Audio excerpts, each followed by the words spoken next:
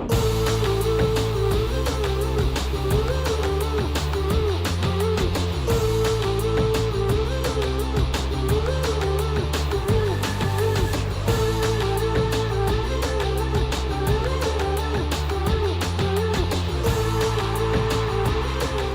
COB is presented by Rabobank. Awarded 2023 SMSF Savings Bank of the Year by Mozo. Good afternoon to you. It's Wednesday, and it's really nice to be here with you for the COB. I'm Nadine Blaney. And I'm Danny Akuye. And Danny, there is no rally to talk about this afternoon. No, it looks like it was starting to try and, a bit of buying coming in, but no, it looks like it got slammed in the last 20 minutes. And I've currently got the ASX 200 off around 56 points, or almost 0.8%. And there we go, the SIBO 200 off almost 10 points. It is a bit like that. You can see people, I think, scuttering off to the doors, taking the risk off the table. Aussie dollar also a little bit weaker, which is classic risk off. So yeah, that US inflation read, everybody doesn't want to be in the firing line. Yeah, it is looming large. I'm just noticing some breaking news coming from the UK, the sterling, and it just reminds me of a conversation I had with Tony Sycamore on the trade today. Yeah. But the sterling has fallen. It's down about 0.2% versus the greenback after data came through showing that the UK economy is looking a bit softer than expected. So national stats saying that there's been a July fall in GDP, the largest since December 2022. Look, I know we're not uber focused on the UK economy right now, but you know, it is something to put in the mix. Absolutely, and they are really in a nasty situation over there. They've got really high inflation. They've had wages growth. We can debate till the cows come home whether Brexit's in there as well, causing problems. But Europe's not looking great. No. I mean, that whole thing of slowing growth with high interest rates, we're not going to mention the word stagflation. But but it is a risk. Tony was sort of saying that factoring into his view now is the fact that one of the ECB members has said that, you can't rule out a revision in their inflation expectations higher. So he's saying, look, you cannot, there's not a 0% chance of an interest rate hike even coming through when it comes to the ECB. And what I'm paying a little bit more attention to lately, of course, is the price of oil up around 10-month highs. The charts are set up for a further break higher. Oil, petrol is inflationary. In fact, we saw it. The whole commodities basket's been on the move. I actually saw the Kook tweeting today how much I'll see if I can pull it up, the commodities basket has moved up. And of course, this is the real concern that the trend was, here we go, the CRB index is up 15% over the last couple of months. So just as inflation was starting to trend down, if we get these extraneous forces, and we can't necessarily control the oil price or the gas price at the moment, food prices, a lot of natural disasters coming through. Yep. So, bond yields have been ticking up, and as we all know, equity markets don't like higher bond yields, and particularly those technology stocks. So our technology stocks really sold down, I think they haven't seen back to levels at the beginning of July. Yeah, and that came up on the call today quite a bit when we were talking about some of these companies, just bond yields, where they're headed. But also, I'm going to pat you back here, talking about higher petrol prices, the CBA household spending data came through for the month of August, and a surge in international students, higher petrol prices, and the FIFA World Cup. Oh, lo and behold. It drove increased household spending in August. So look, I'm giving credit where credit is due. Danny was joking yesterday a little bit about how FIFA World Cup has probably driven us to spend a bit more. And that is what came through. But I highlighted on my Twitter feed higher petrol prices. Yeah, absolutely. Okay, so 3 themes. We are watching and waiting for that inflation read, 10:30 p.m. local time. We'll get that in the United States. Hot or not, it will go a long way to forming the Fed's view on what they do in terms of rates next. Absolutely. And of course, you know, the tech route is interesting because Apple had its big iPhone 15 launch today, and it was a sell the event, which is typical. Lots of brouhaha, and we'll get onto this with our guest probably, but you know, concerns about geopolitical tensions playing out with Apple, as in, are they in the firing line? So I've written about that a little bit today in The View. But yeah, it really is a risk-off day. All right, let's take a look at that pain that we saw in the tech space in particular. So, I mean, some might say buying opportunity in the names like Wisetech and Xero. In fact, Xero was a double buy on the call today. If you'd like to have a listen to that episode, podcast or online, down by 2%. Tech One off by more than 2%. Altium as well. So you can see it sort of across the board. I don't know what's going on with Block there, but there you go. Yeah. Industrials also being hit hard today. Yeah, and Transurban, classic case in point. I was just speaking to somebody about infrastructure stocks, so they will move with bond yields. Brambles, they had great results. The market was a little bit concerned. They were too optimistic for the outlook. They've been hit as well, probably over economic growth. And interesting, Seven Group really bucking the trend, and Worley, on the other hand, is down over 1%. It's so interesting when I look at these.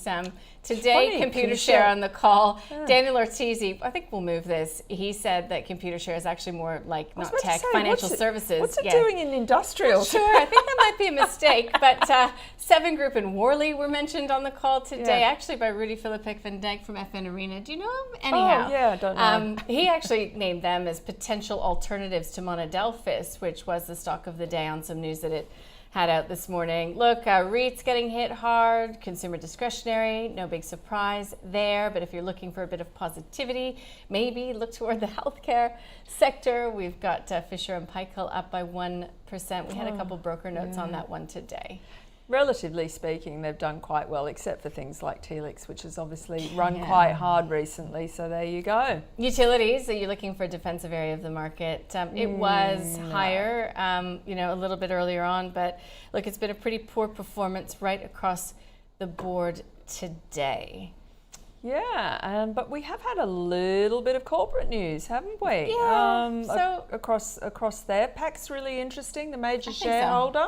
Looking to take it off the market. I think the stock's off about 60%, so they've made a bid at 68 cents a share, so PACT is up today. I just thought it was interesting reading the commentary saying, and I think that this is just an interesting point, saying, look, it's going to be a lot easier for this company to get itself back on track. You know, it's dealing with a lot of headwinds, including, inflationary pressures, saying they have full confidence in management and the employees, but without the ASX listing, things would just be a lot easier, a lot more cost effective, So just a bit of a trend to watch, because we also talk, about a lot of companies choosing not to list, remaining private.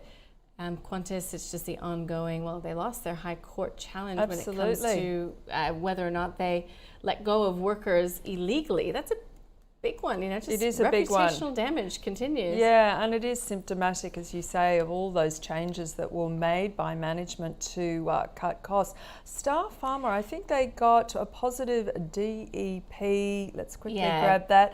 Clinical results for their, I'm not even going to try and pronounce it, irinotecan, presented at the International Oncology Conference, sending that stock up 21%. Yeah, those biotechs are just so sensitive to any of that positive news and negative news as well. Oftentimes it's sort of a binary outcome. So watching Star Pharma, but I did sort of allude to the fact that Monadelphous was stock of the day today after a contract win, it always says major contract win with, I think it was Liontown. So let's take a listen to what my guests had to say.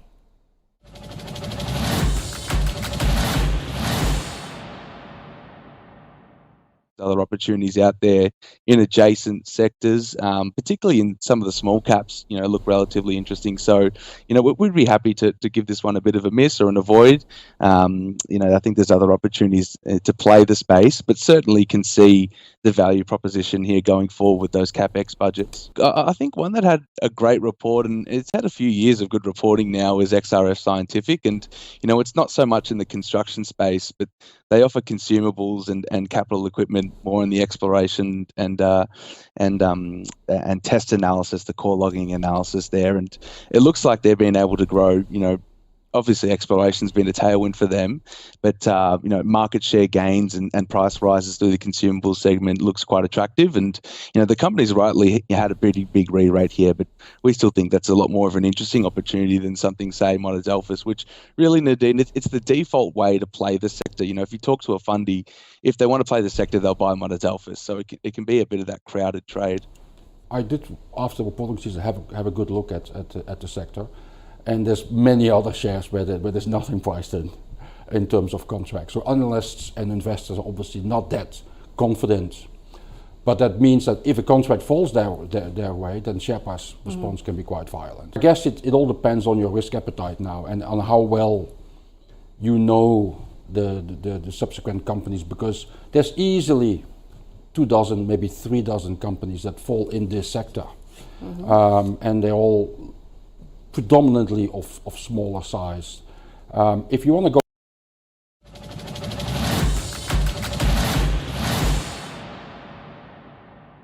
So I did mention that both of my guests, in fact, did give us an alternative idea in that space. So you will have to listen or watch that episode if you would like to find out any more about that. Danny, shall we get to our guest? Absolutely. And Will Symes from Macro joins us in the studio. Hey, Will, lovely to see you. Good to see you again. Yeah. So tell us about China and, what's going on there. Geopolitical tensions moving up again. Is the growth outlook looking any better? Yeah, it's a thematic that we're watching quite a bit at the moment. The US-China trade war has really kicked off a decoupling between the two largest economies in the world, and that's now starting to flow through down into different geopolitical lines as well. So the trade's still been growing between the two, but what we're seeing is that trade with other countries is now outstripping the trade growth between China and the US. And one of the issues is obviously the tariffs. Trade growth in non-tariff goods is still growing, but not really as much in the tariff goods, and there aren't many of them. About 2/3 of Chinese exports to the US are under tariff, and about 58% of US exports to China are also under tariff. So it's a big issue at the moment, and there's been a significant, trade reorientation that's now having flow-through effects into the market, and there's been a significant shift away from that, those two trade parties. So it's certainly starting to, result in a bit of a fragmentation of the world economy and these realignment of trade alliances. So the US is now buying a lot more of their goods outside of China, and that's going to start having flow-through effects into different companies. It's put a handbrake on growth in areas like semiconductors and telecommunication equipment as well. And so Apple's a great example of that. Apple produces the majority of their products in China, and is China going to start making that more difficult through tariffs and through other means? The US has come out with Biden in August signing an executive order prohibiting some foreign direct investment into national defence areas like semiconductors. Yeah, it's interesting, isn't it? Yeah, it's a big issue at the moment, and even AI. The AI buzz has significantly carried the markets this year with a 16% year-to-date gain, but the Biden executive order prohibits some of the investment into those areas, and so it's entirely possible that potentially pops the bubble a little bit early. Obviously, those companies are trading on pretty extended multiples at this point in time, and so we're seeing a bit of a tech rout at the moment. I think some of those companies probably do need a bit of a reset before pushing higher. So it's definitely an issue that I think needs to be watched quite closely, and for investors looking to identify those companies that have robust margins, ideally diversified geographical operating segments that aren't going to be as impacted by tariffs and that side of things. And we've even seen it domestically with Treasury Wine Estates that really had to formulate a new business plan to expand their operations out of the Chinese market. And they've done very well to expand into the US and capture all the market share there. But I think the question becomes, can every company do that as seamlessly? And I think the answer is probably not. And so identifying those high-risk companies that do have that exposure that's potentially under threat and looking to manage the portfolio accordingly. Wow, indeed. I heard actually Mexico is now the major trading partner with, believe it or not, with the US. Maybe we should come back to Australia and in terms of really how the market is panning out. It doesn't seem to be going anywhere at the moment. Well, we're really stuck in this trading range, and because it is in a trading range, are you guys seeing it as a really good stock picking market? It's definitely more of a stock picking market at the moment. I think being aware of the macro backdrop and thematics like this is really important, but it is far more a stock pickers market. There isn't a whole lot of direction at the moment. You're up 0.5% one day and down 0.5% the next. And there's a very select handful of companies that are actually rallying in the current market.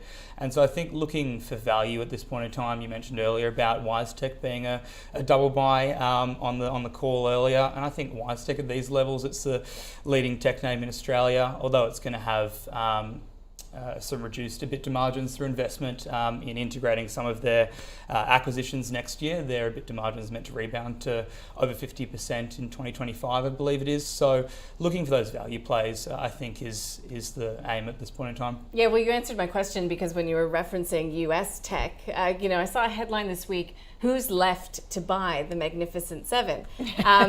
Well, presumably, there is still room for these tech names to be bought here in Australia. So you see pullbacks like today as a potential buying opportunities for those quality names, but you also get the sense that, there could be, patience might be a virtue. They could fall further. There could be yet another opportunity to come. I think particularly with US CPI out tonight, I think the forecast is 3.6%.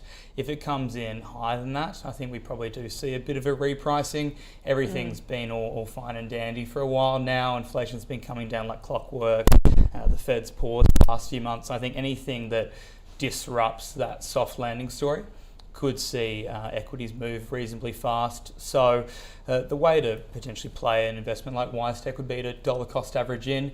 Say you want it to be a 5% allocation, look to do lots of 1.5% over the course of a few weeks, and that way it's kind of a win-win. If it pulls back, great, you get to buy cheaper. If it rallies, you've got that conviction behind, and you're dollar cost averaging in either way. All right, well, let's end on a bit of strategy. Everybody loves strategy. Will Symes, Macro Capital, thanks for joining us. Thanks, Will.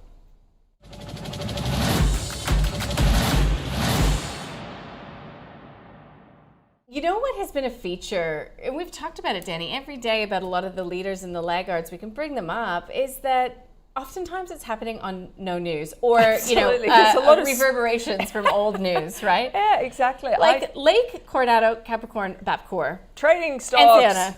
There's no news. No, they're just trading stocks, totally trading. And it looks like, I think Babcor's been in a sweet spot as well. Mm-hmm. I just think, it's sometimes stocks do things and there's no definable reason. And, I listen to the big boys over in the US, and sometimes they scratch their heads as well and go, it's not just us. It's not just us. Like literally the traders are in there, and that is what is happening at the moment, because the index is just we're very rudderless at the moment. So people need to make money, and they are going to find excuses, whether it's technical, whether it's momentum, or whether or not there is a rumour out there that we don't know about, to put money in or take money out. Just off that list is Sims Metals, and that was obviously in the news yesterday after it really did rejig its outlook on weakness coming through in the United States. Interesting to see what's been happening with the brokers today. So target price cut by Goldman Sachs. Yep. Target price cut by UBS. Target price cut by 5% to $14.30 by Citi. But it's actually been upgraded to neutral by Citi, even despite that price target cut. So Sims did gain a little ground today after yesterday's real shellacking, up by 1.5%. Laggards, is there anything really notable here apart from ex-div? Yeah, exactly. I'm just wondering, Eagers was ex-div? No, was it ex-div or not? I'm not seeing Eagers being ex-div, but No. IGO was ex-div. Yeah. Chalice Mining has just been so volatile. They did do a presentation at a Bell Potter Emerging Leaders Conference today, but there's been so much focus, actually. There's been a change in substantial holding. Last name, Goiter. Of course, Goiter is chair, I think, or maybe Is he's he? just significant shareholder in Chalice Mining. Right. Apologies, I should know that. So I'll be reading that change in director's notice with much interest. But yeah, there's nothing really again else. No. I mean, Medibank was one of the worst performers. It traded ex-dividend today. BlueScope was one of the worst performers, but really not on any news. Yeah, a lot of, we go from famine to feast in reporting season, and it looks like we've gone back to famine again. And September's, proving to be volatile if nothing else. Wake me up when September's done. I've heard that before. Okay, so small to medium caps, let's see what happened here. I can't really see any discernible trend, but if we flip the page, and we can get across some of those Novonix. I spoke actually with Dr. Chris Burns. The interview is up online today. Keep in mind it had a big uptick yesterday on the results of some engineer testing that it's had done. Look, we talked about the outlook, we talked about revenue, but a lot of it still with Novonix is in the technology. You know, they're looking to improve battery technology. And look, they've got money from the U.S. government. They got money from the Inflation Reduction Act. It seems as if it's a bit of a slow burn there and getting the revenue through the door. Absolutely. And I don't have any other comments about any of the other small caps. So let's check and see what is happening overnight, dare we say. US CPI again. Should we talk any more about that, or have we said what we needed to say? But also that GDP reading that's come out of the UK, which is obviously weaker than expected. Yeah, 10:30 tonight. If you're keen, you can stay up. Otherwise, when you wake up in the morning, you can see whether it turns into a nothing burger or not. Well, yeah. I mean, I don't know if I'll be up at 10:30, but I'll definitely be picking up my phone, no doubt, to get on Twitter at some point tonight, just because I won't be able to sleep peacefully without knowing. And tomorrow here locally, it gets a bit more exciting. We do have jobs data. Jobs data here interesting. locally. That'll be very interesting. It does tend to be, this is the monthly series, isn't it? So it swings around quite a lot. Big ECB policy meeting tomorrow as well. Now, I think it's still 50-50 whether or not they're going to go, as far as I can ascertain.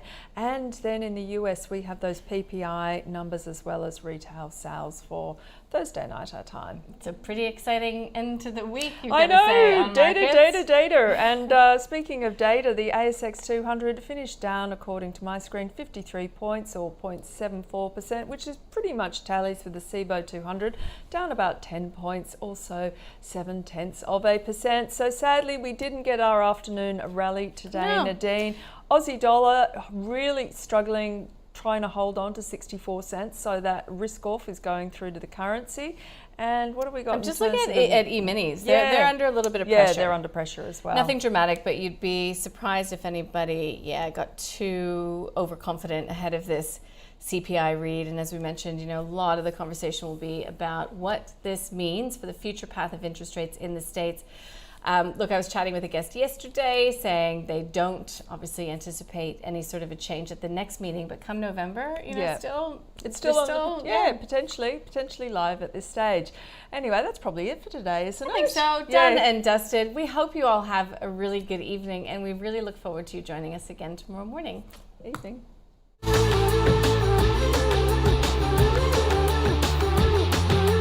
The COB is presented by Rabobank. Awarded 2023 SMSF Savings Bank of the Year by Mozo.